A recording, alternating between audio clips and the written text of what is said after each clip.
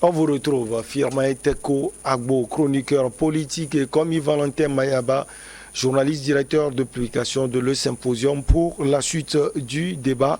On va parler du Togo, mais en attendant, on continue avec l'Ukraine. Comme Yves-Valentin Mayaba était dans une démonstration, la Russie prend aussi des sanctions contre plusieurs autorités américaines. On parle du président Joe Biden, on parle également de Madame Clinton. Oui, c'est les sanctions que l'Europe, toute l'Europe et les États-Unis ont infligées à la Russie ne semblent véritablement inquiéter cette Russie. C'est là que j'appelais d'une réponse du berger à la bergère. Peut-être que la Russie aussi veut donner ses muscles en disant que non, sur le plan commercial, sur le plan armement, sur beaucoup de plans d'ailleurs, je suis là, je ne suis pas encore affaibli. Et donc ici, je le disais, je développais une situation pour dire que, au fait, cette guerre-là n'est pas provoquée par la Russie, quoi qu'on dise. C'est-à-dire que c'est l'envie de l'Ukraine de rentrer dans l'OTAN, puisque ce que Poutine est en train de faire, c'est à mesure préventive. Vous savez, nous avons vu quand l'OTAN avait envahi, et comment l'appelle-t-on, quand il y avait cette envie de l'Ukraine d'aller vers l'OTAN, nous connaissons la position de l'OTAN vers la Russie. Si aujourd'hui l'OTAN est dans la Russie et dans l'Ukraine, vous voyez ce que ça peut donner comme inquiétude. On peut le dire, non, puisque c'est l'OTAN qui est en train de progresser pour prendre l'Ukraine. Ouais. C'est-à-dire que pour rentrer, c'est-à-dire que l'Ukraine veut rentrer. Ça veut dire que l'OTAN est presque aux frontières de la Russie. Justement, alors que l'Ukraine, c'est un territoire russe. N'oubliez pas. Puisque l'Ukraine, c'est un territoire russe. Non, ne parlez pas comme ça. Non, je viens, je sais pourquoi je dis ça. Au départ, je viens. Vous savez, la Russie, l'Empire russe, c'est de grandes régions. Non, c'est des territoires qu'ils ont pris de gré ou de force. Non, pas de gré. Dans tous les cas, quand vous rentrez en Ukraine, les Russes sont plus nombreux en Ukraine. On parle de 45%. Voilà, 45%. Non, on ne refuse pas. Parce qu'à l'époque, il y avait le bloc soviétique. Oui. Mais le président russe d'alors, à l'époque, avait conquis ce territoire by force. C'était à l'époque. Non, c'était pas Oui, c'était ça, au fait. C'est ça l'histoire, au fait. Le président, comment on a créé l'Union soviétique?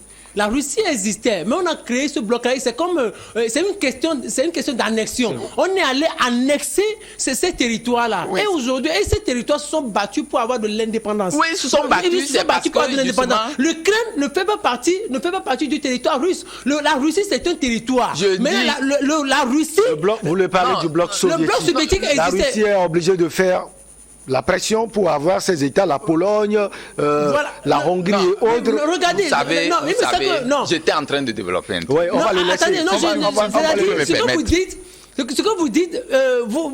ne dirais pas que vous ne l'expliquez pas bien, mais je voudrais que ceux-là qui nous suivent comprennent un peu. C'est-à-dire, quand vous voyez la Russie c'était un territoire à part. Oui. C'était un territoire à part. Moi, je parle de l'Empire russe. Oui, je parle de l'Empire russe. Le président russe, moi, je parle de l'Empire russe. Oui, c'est-à-dire du bloc soviétique. Le bloc soviétique, ce que les gens appellent l'Empire russe, c'est ce qu'on appelle encore le bloc soviétique. Oui, c'est le bloc soviétique. Après l'éclatement de ce bloc, tous les territoires cherchaient leur indépendance. Justement, la plupart de ces pays, de certains territoires, ont eu leur indépendance. La Lituanie, la Moldavie, ils ont eu leur indépendance. Oui. Maintenant, chaque pays était en train dans cet élan-là pour prendre son indépendance. Vous voyez, la Russie, qui a quand même un peuple élargi sur ces territoires, puisque quand on dit l'Empire russe avait l'influence sur tous les pays dont nous disons ici, ils ont pris la Pologne, qui ont pris leur indépendance. Aujourd'hui, chaque État est en train de se battre pour prendre son indépendance. Nous sommes d'accord.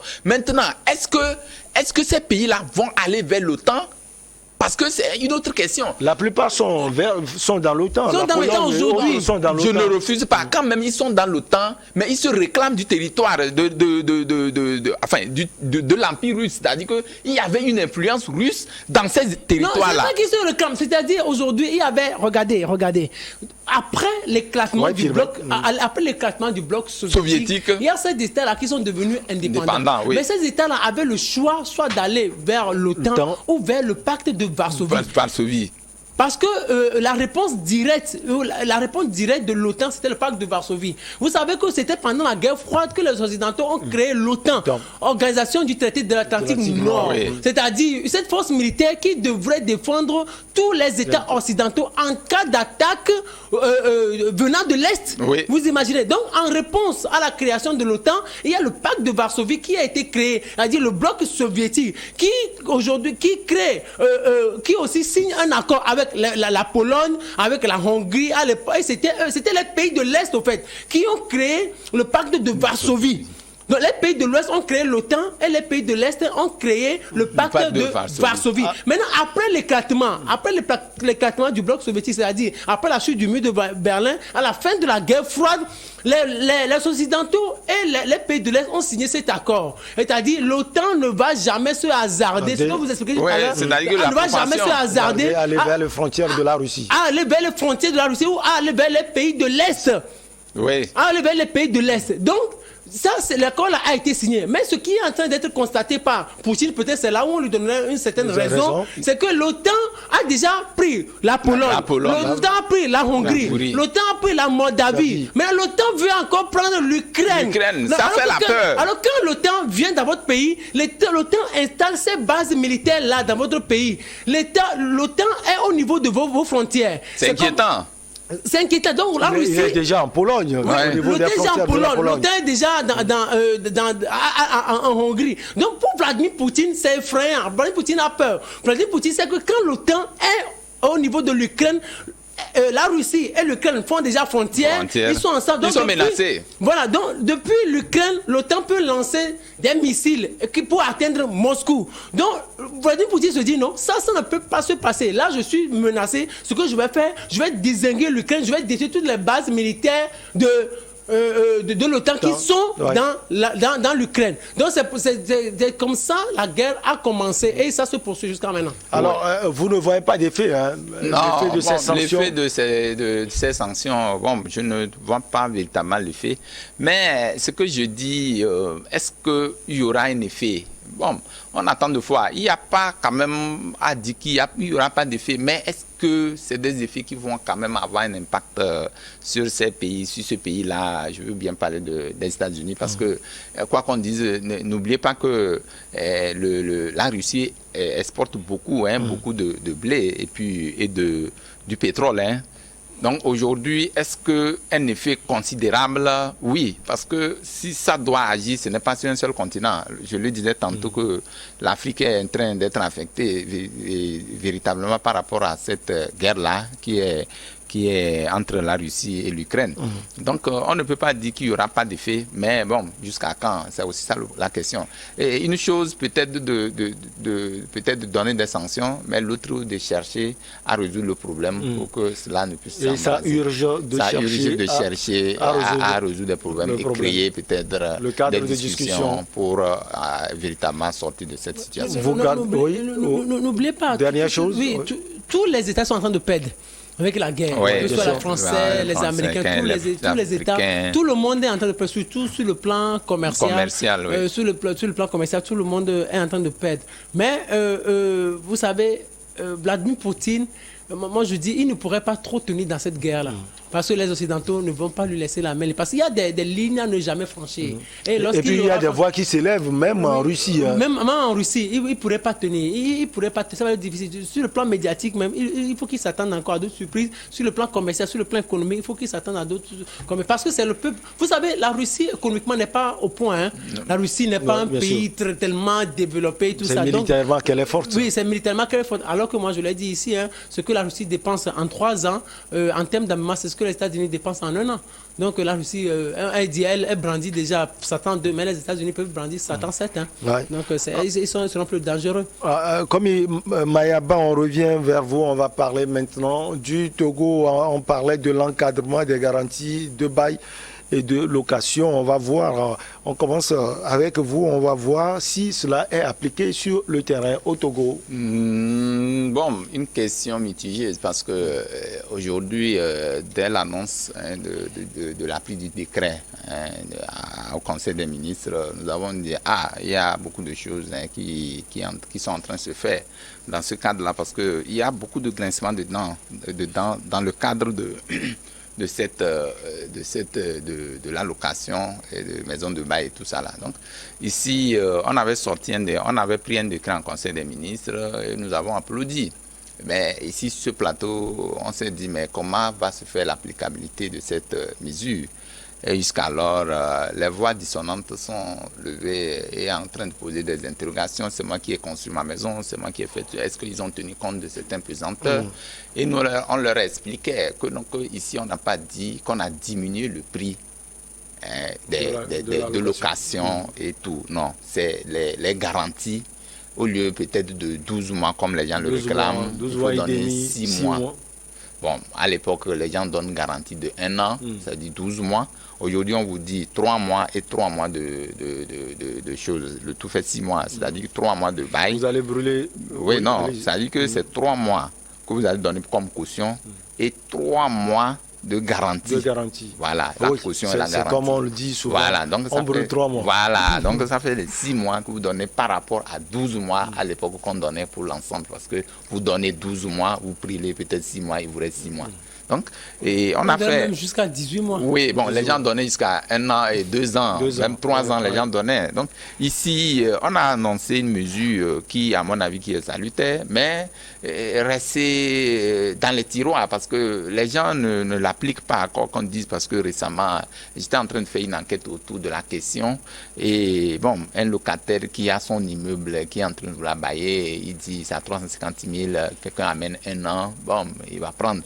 Il dit, mais où est la mesure, où est l'effet de l'impact de la mesure qui a été prise? Est-ce que la personne lui fait savoir que l'État a annoncé, c'est l'État qui a annoncé. Est-ce que derrière ça, il y a des mesures qui puissent quand même être des mesures coercitives? Est-ce que la personne n'a pas raison? Non, c'est ce que je dis. C'est-à-dire que ici, le problème, c'est qu'il faut la mise en application de cette mesure, ça va être indispensable. Comment faire pour que cette mesure soit mise en application? C'est de ça qu'il s'agit.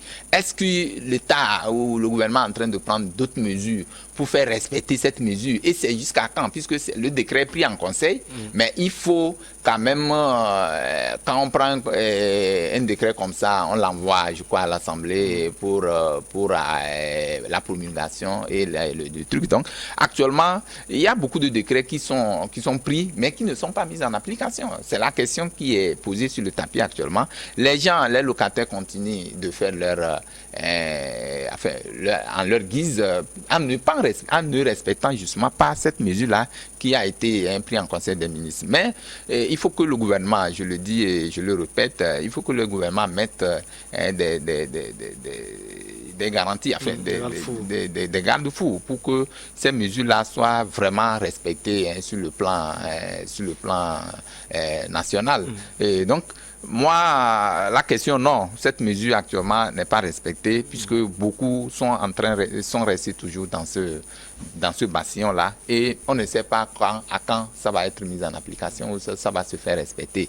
Et le gouvernement l'a annoncé, bon, si les voix ne sortent pas ou peut-être que le gouvernement même ne dit pas il faut ceci, cela. Il y a une autre question même, je voulais qu'on en parle. Par rapport à la maison de choses, c'est-à-dire que les locataires qui payent, il y avait un sujet là-dessus où on disait que vous payez avec les factures d'électricité et tout.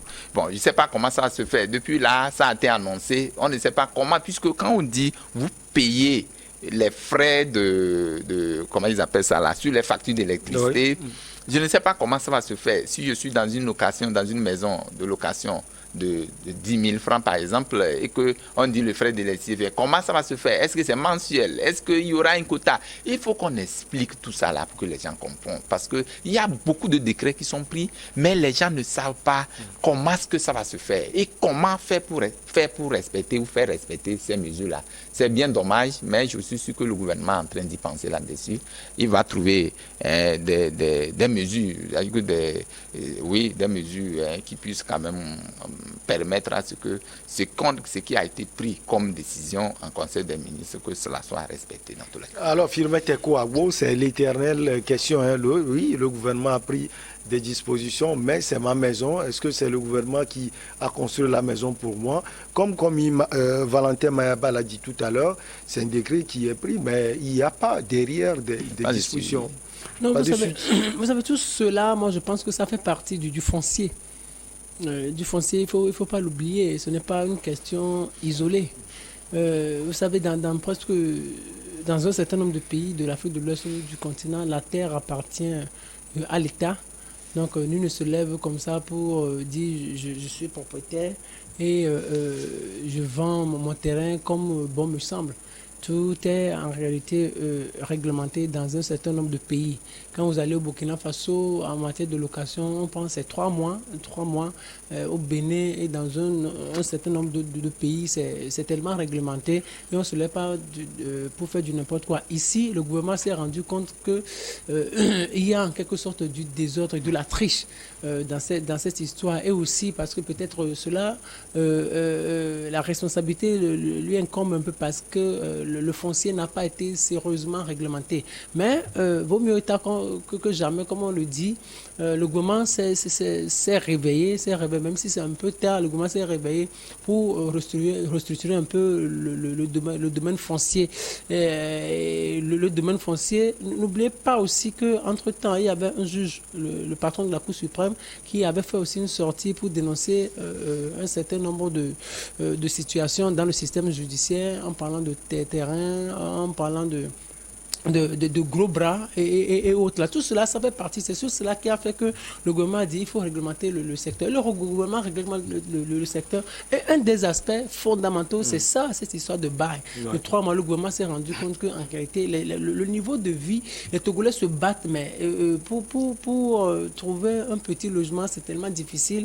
Donc, il fallait réglementer ce milieu-là. Et c'est là où ce travail a commencé. Ce travail vient de commencer. Est-ce que justement, est-ce qu'un travail a accompagné ce que le gouvernement a déjà fait? Non, la meilleure des choses, ou la bonne nouvelle, c'est qu'un décret a été pris en Conseil des ministres, qui n'a jamais existé. Ça, c'est la première bonne nouvelle. Ça veut dire que c'est réglementé légalement. Maintenant, la suite serait le terrain.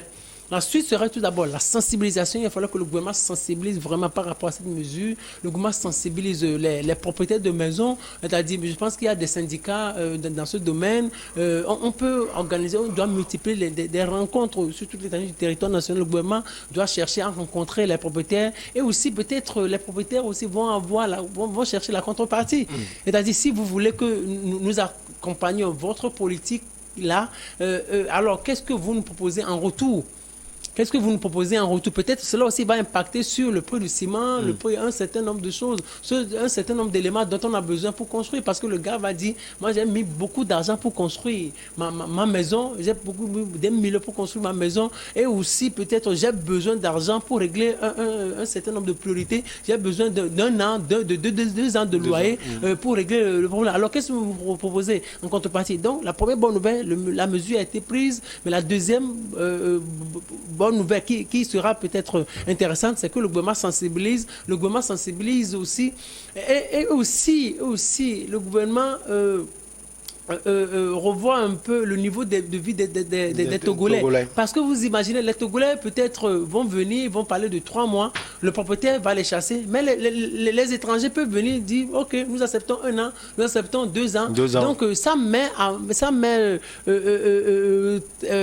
dans une situation inconfortable la mesure prise par le gouvernement. Parce que les nationaux vont chercher à avoir le loyer, à avoir la maison, mais on ne va pas leur donner. Les étrangers vont venir et vont rafler C'est ça un problème. Comme Valentin Mayaba, je construis ma maison. Vous venez, je dis, vous proposez 3 mois, comme ce qui est dit par le gouvernement. Je dis non, je ne vais plus louer.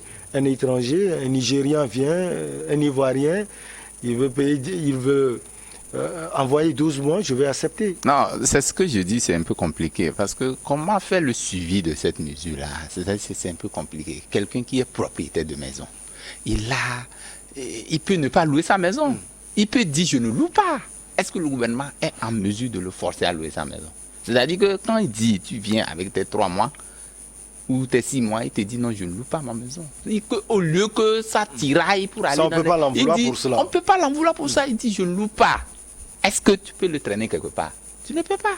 Bon, maintenant, derrière toi, si quelqu'un vient, il ne l'annonce pas ouvertement. Il ne le dit pas ouvertement. Il sait que c'est convoité. Il dit, ah, quelqu'un vient, il dit, bon, je ne loue pas ma maison, mais si tu m'amènes ça, ce ne sont pas seulement les étrangers. Oui, c'est pas seulement les étrangers. Avec 12 justement, mois. c'est une question de moyens. Donc, ceux qui ont plus de moyens vont vouloir avoir des locaux et au détriment de ceux qui n'en ont pas.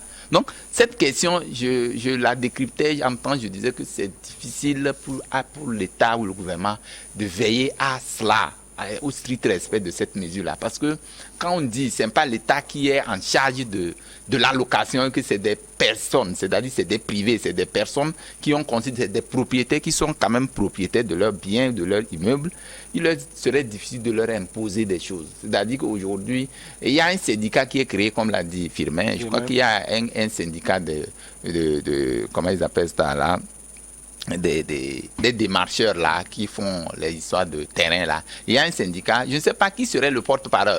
Au moment où tu n'as pas satisfaction, vers qui aller se plaindre? Est-ce que c'est au commissariat, il faut peut-être aller se plaindre? Et comment se plaindre? Tu diras quoi par rapport à ça?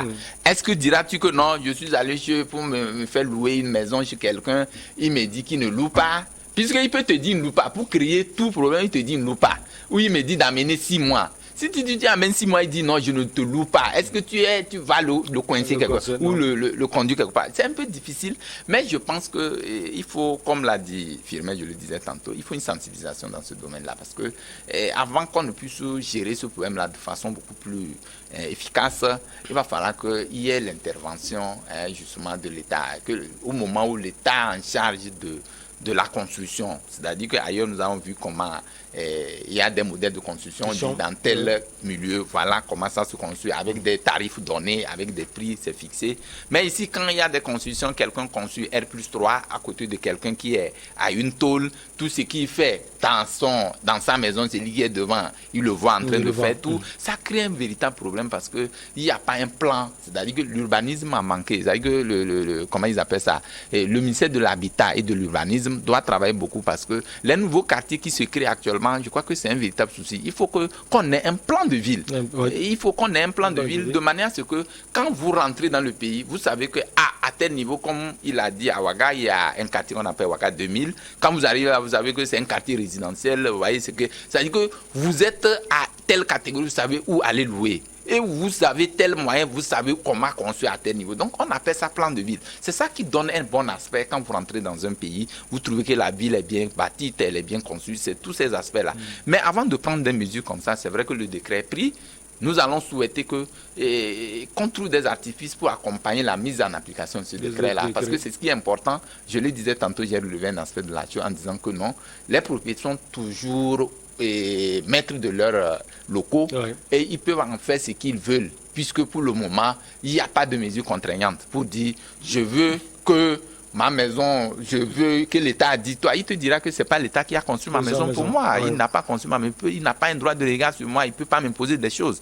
Mais il faut une sensibilisation, au-delà de tout, il faut une sensibilisation, il faut des acteurs qui interviennent dans ce domaine-là, qu'on les associe au cours des formations, au cours des sensibilisations, qu'on mette, et puis mettre à contribution justement les mairies aujourd'hui, puisque c'est eux qui vont faire le gros boulot, parce que les élus locaux ont un grand boulot à jouer dans ce sens-là, avec les présidents des CDQ, des CVD, tout ça là. Il faut qu'on travaille de manière à ce que qu'on puisse recenser ces lacunes-là. Je sais qu'on ne va pas réussir à 100%, mais je crois qu'on peut réussir. Il y aura quelque chose, un pas qui sera franchi. Firmin Tekou Agbo, à part la sensibilisation, vous voyez quoi dans la démarche des gouvernants? Non, je pense qu'il va falloir en faire une véritable loi de la République. Ça s'impose à tous et que, comme Mabou l'a dit tout à l'heure, pas de mesures contraignantes, moi je parle de mesures coercitives. C'est-à-dire c'est une loi de la République, vous la respectez, vous êtes sanctionné. Si on ne passe pas par cette mesure, parce que dans certains pays c'est devenu une loi, c'est une disposition légale, c'est-à-dire vous êtes propriétaire, vous n'avez qu'à demander 3 mois à celui qui vient louer chez vous. 3 mois, vous n'allez pas au-delà. dans des pays, dans plusieurs pays, il y a ça. Ça veut dire ils ont eu à faire des efforts, ils ont eu à construire ça. Donc aujourd'hui, le gouvernement a déjà posé cet acte-là. Il va falloir que cela passe par la sensibilisation et aussi par des mesures coercitives, c'est-à-dire des mesures contraignantes, c'est-à-dire que ça devient une disposition légale du pays. Chacun doit respecter ça. Vous construisez votre maison, vous voulez rentrer dans la location, sachez que vous n'avez pas à demander plus de 3 mois à celui qui vient louer chez vous. C'est comme ça on construit. On ne peut pas chaque fois dire c'est celui-là qui a construit sa maison, donc il en fait ce qu'il veut. Non, le territoire sur lequel il construit appartient à l'État. Oui, même si c'est votre territoire. Le problème, on n'arrive pas à identifier les maisons de location ou maisons d'habitation. C'est aussi ça le problème. Donc c'est ça. C'est aussi ça. C'est un problème, sérieux. Il ne faut pas que le gouvernement s'arrête là, juste à ce décret-là, et que le travail là se fasse véritablement. Sur tous les secteurs, dans tous les secteurs. Dans tous les secteurs, que le travail sérieux commence. Sinon, les gens vont applaudir un peu et puis c'est fini. Ils vont chaque fois être désolés. Dans tous les cas. Se dire, on n'arrive pas à louer. Les gens ont un peu d'argent, mais ils ne peuvent pas louer, c'est pas possible. La plus forte raison aujourd'hui, la plus forte raison aujourd'hui, les gens sont en train de rester dans les grincements dedans, puisque pour déménager, ils disent si je vais encore trouver 1 an d'avance et tout ça là. Il y en a qui se plaignent, c'est un peu compliqué. Alors que la mesure, elle a été prise en conseil. Bon, maintenant, comment faire pour que demain, cette personne-là qui n'a pas les moyens puisse avoir au moins 6 mois à aller louer, c'est un peu compliqué. Donc, vraiment, comme l'a dit Firmin, les mesures contraignantes ou coercitives, je ne pense pas, parce que ici, l'État n'a pas un droit beaucoup plus sûr. Et puis, il n'y a pas des maisons de location identifiées. C'est aussi le gros problème. C'est-à-dire que le maisonnier chez lui, il y a les locataires avec lui. C'est difficile, puisqu'il construit à côté, il dit derrière, il y a les trucs là-bas, il loue. Mais comment tu peux savoir tout ça là? C'est un peu compliqué. Et si tu dis qu'il ne loue pas? Il ne loue pas. Je l'ai dit tantôt, c'est un peu compliqué. Merci beaucoup à vous. Ça a été un plaisir de vous avoir sur les plateaux de Regard Croisé. Merci Firmin Tekou Agbo, vous êtes chroniqueur politique, vous êtes également le directeur du Centre de géopolitique internationale qui porte votre nom, Firmin Tekou Agbo. Merci. Merci beaucoup M. Takba, merci de nous avoir invités, c'est un grand plaisir et salut spécial à tous ceux qui nous suivent de par le monde, surtout au Canada. Merci également à Komi Valentin Mayaba, il est journaliste, confrère donc, directeur de publication de Le Symposium. C'est toujours un plaisir de vous avoir. Oui, c'est vraiment un plaisir de partager le plateau avec Firmin Tekou, que j'aime bien. Aussi également à tous ceux qui nous ont suivis, un coucou particulier à tout le monde. Merci également à vous. On est toujours ensemble. Excellente suite de nos programmes.